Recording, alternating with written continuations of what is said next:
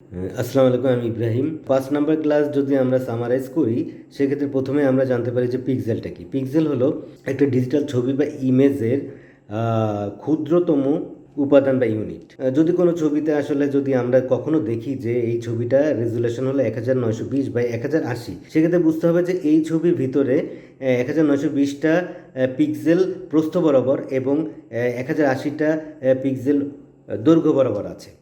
এরপরে এফপিএস। এফপিএসটা হলো কি, যে এফপিএসটা হলো যে যখন কোনো ক্যামেরা দিয়ে শ্যুট করা হয় ভিডিও, তখন এই ক্যামেরাটা আসলে পার সেকেন্ডে কতগুলো ফ্রেম ক্যাপচার করে। বিভিন্ন স্ট্যান্ডার্ড সাইজ আছে, যেমন 24 এফপিএস, 25 এফপিএস, 30 এফপিএস, 60 এফপিএস।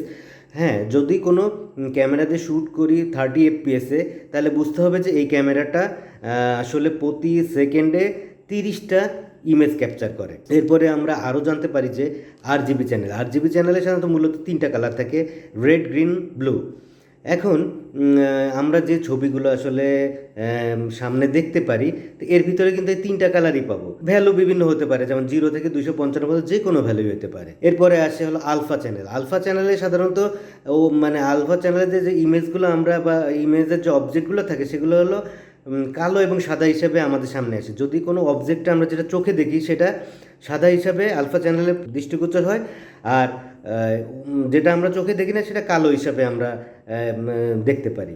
এখন আপনি বলতে পারেন যে কেন দেখতে পারি না, যদি এটা মানে যেমন একটা আছে যে আমি যদি 20 হার্টসের কম কোনো শব্দ যদি আমাদের কানে এসে পৌঁছায়, তাহলে কিন্তু এই শব্দ আর আমাদের কানে আমরা শুনতে পারি না।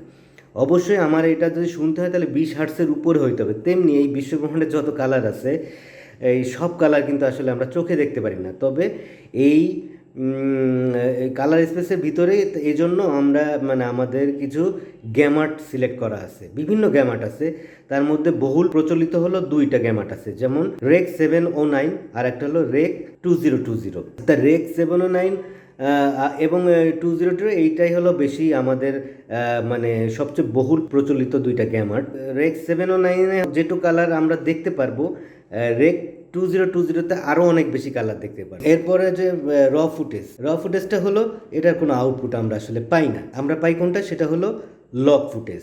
এখন আমি যদি বলি যে আমি একটা পাত্রে কিছু চাল দিলাম, চাল দিয়ে এটা আমি ভাত রান্না করব, তো এই চালটা হলো আমার র ফুটেজ আমি ধরলাম। আর যখন এটা জাল দিয়ে দিয়ে ভাত হয়ে যাবে, তখন এটার আউটপুটটা আমি কি পাবো, এটা আমি পাবো যে ভাত। তাহলে ভাতটাকে আমি ধরলাম যে হলো লগ। তাহলে চালটা যদি আমার ফুটেজ হয়, এটা তো আর আমি আউটপুটটা আমি পাই না। আমি পাই কোনটা, আমি যে পাই হলো ভাত। তাহলে এটা হলো লগ ফুটেজ। এবং একজন ভিডিও এডিটর কি করে, এই লগ ফুটেজটাকে আই ক্যাচিং করার জন্য বিভিন্ন রকম কালার দিয়ে থাকে বা কালার কারেকশন করে থাকে। এটা হলো কালার কারেকশন।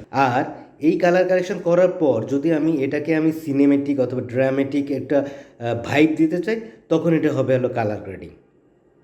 ধন্যবাদ।